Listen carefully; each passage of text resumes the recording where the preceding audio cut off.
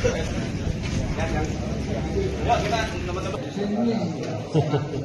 era perang. Arena. Jadi seperti yang dikatakan selama ini kita bahwa memang PSN ini digunakan untuk mengintimidasi rakyat, ya kan? Faktanya terjadi.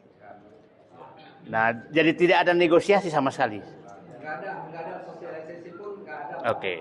Yang menentukan harga, yang menyampaikan 60.000 apakah aparat desa atau dari PT atau siapa? Karena kami mendatangi kepala desa, otomatis negosiasinya dengan kepala desa yang mengatakan PSN kepala desa. Oke, ini Tulis di dalam surat serah terima SHM Ya. ada namanya mediatornya. Oke. Tulis Mediatornya mediatornya kepala desa. Dan Oh. itu mediatornya abdesi.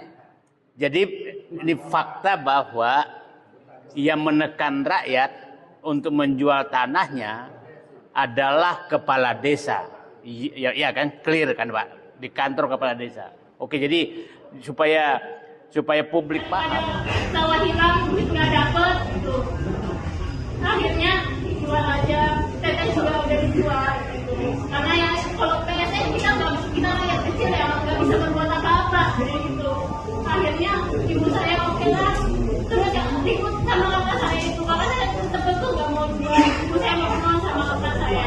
Akhirnya kata kakak saya oke, nggak apa-apa, ini dijual, tapi saya ngurusin gitu. Ya. Bapak lu gimana ini? Kenapa nggak bisa konfirmasi dulu sama kita yang punya? Harusnya Bapak tuh konfirmasi dulu sama yang punya. Jangan main asal uruk-uruk aja, Bapak. Terus jangan DP lah, kita pengennya dilunasin semuanya. Karena kan 50.000 per meter, Pak. Ya Allah, sangat dolim sekali itu, Pak. Itu buat biaya adik saya sampai lulus, satu orang adik saya itu nggak cukup, Pak. Nggak cukup. Kita punya sawah sedikit, nggak banyak. Itu tuh buat bekal adik saya.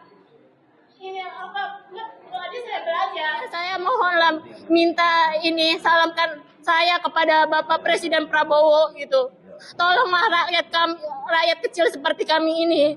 Mohon keadilannya kepada Bapak Presiden Prabowo. Tolong salam kami kepada Bapak Presiden Prabowo. Kami minta keadilan dari Bapak Presiden. Karena sangat-sangat tidak manusiawi. Setiap kali ibu saya kalau lewat si proyek itu nangis ibu saya. Ya Allah, ini benar-benar saya tuh dizoliminya. Sebelum PIK 2 diuruk itu ada kayak tekanan, ada sertifikat ganda. Sertifikatnya adanya di bank, kita harus menebus.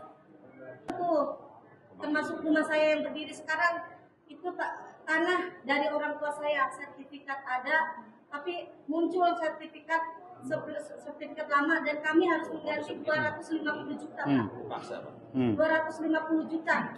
Kami mengganti karena waktu itu dibantu lurah juga. Kami nggak bisa apa-apa, akhirnya kami mengalah. Karena kami sendiri Pak saat itu kami sendiri. Akhirnya kami mengalah. Dan bukan 1 atau 2 sertifikat. Belum muncul aja Pak. Si Cinanya ngomong begitu. Nanti di muncul ini akan ada keluar sertifikat yang tadinya di bank. Dan akhirnya di situ juga kami membayar 250 juta. Sebelum membayar itu kan datang terus. Akhirnya orang tua saya juga sakit-sakitan Pak, semenjak itu karena penuh tekanan. Sampai stroke Pak. Sampai stroke. Jadi walaupun nggak ditakutin tapi datang lagi orang. Sebenarnya kakak saya yang sakit-sakitan juga ngurusin orang stroke dan dia kecapean meninggal dunia.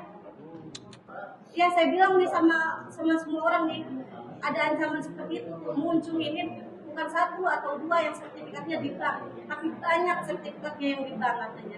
Nanti akan bermunculan.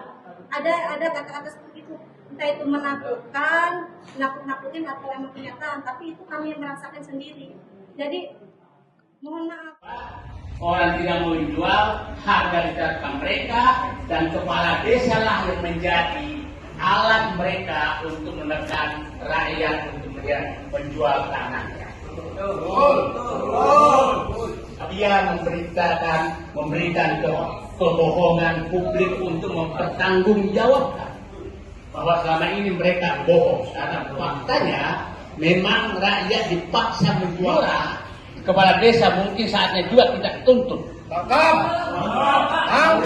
Harus bertanggung jawab. Tidak bisa kita biarkan mereka setelah menyiksa rakyat, dia membohongi rakyat di bawah bahwa yang harus pergi dan dibayar semuanya dia. Menarik lagi adalah selalu menyatakan pihak pengembang PIK 2 ini menyatakan kami tidak ada kaitan sama rakyat. Pertanyaannya, dari mana uang kepala desa itu membayar? Karena itu kita sudah bisa menarik kesimpulan bahwa apa yang dikemukakan PIK 2 selama ini adalah kebohongan. Kebohongan pertama bahwa dia tidak ada pemaksaan. Faktanya pemaksaan. Dia menyatakan bahwa harga kesepakatan. Faktanya bukan kesepakatan, adalah kesimpulannya adalah satu, bahwa memang terjadi pembelian secara paksa oleh pengembang PIK 2 yang menyatakan bahwa ini PSM yang pelaksananya adalah lurah, dan lurah lah yang memanggil rakyat dan membayar kepada rakyat, tapi dilaksanakan di kantor PIK 2, kantor pengembang.